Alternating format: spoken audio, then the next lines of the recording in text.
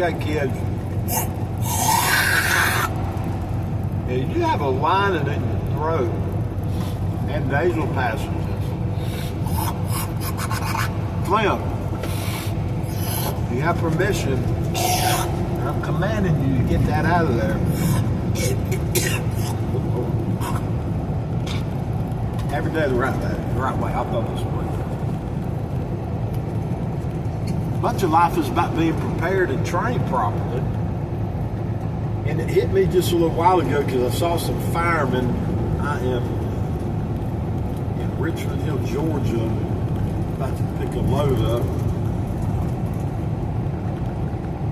The Book of Enoch forbids teaching of war because once you study, you become almost fixated with how to perfect it.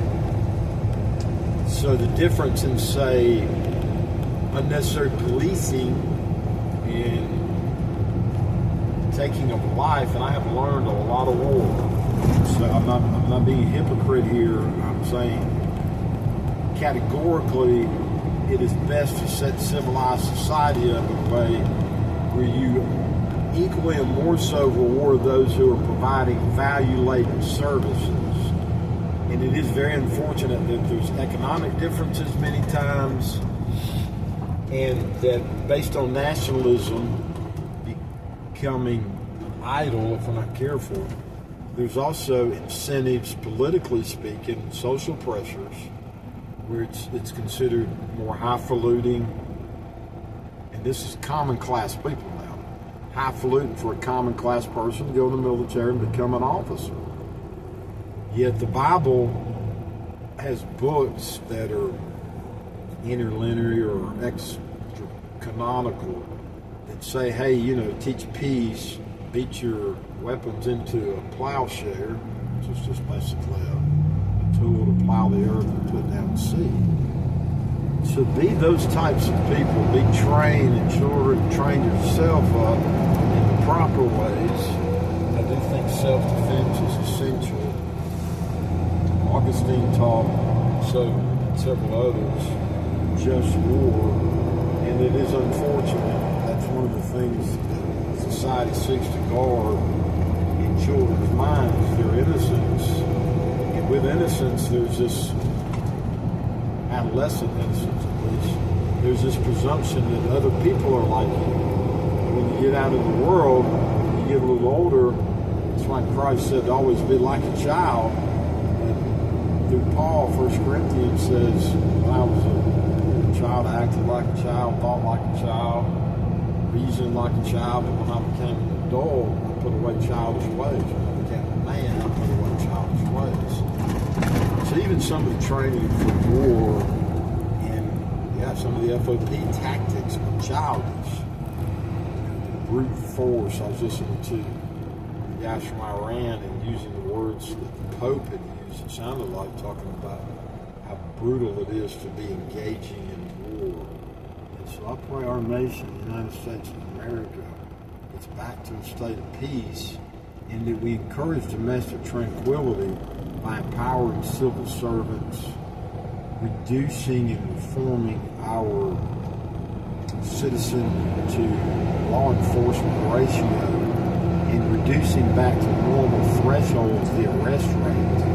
I was arrested in Nashville. I challenge these people all the time because I think I'm supposed to toe lines and be that constitutional soldier that took an oath at West Point. I had a cop come up and touch me on the buttocks. I didn't walk 20 feet outside of an establishment with a glass of wine in my hand and asked me if it was legal to walk outside and walk down the street. I was walking right back up to the cathedral.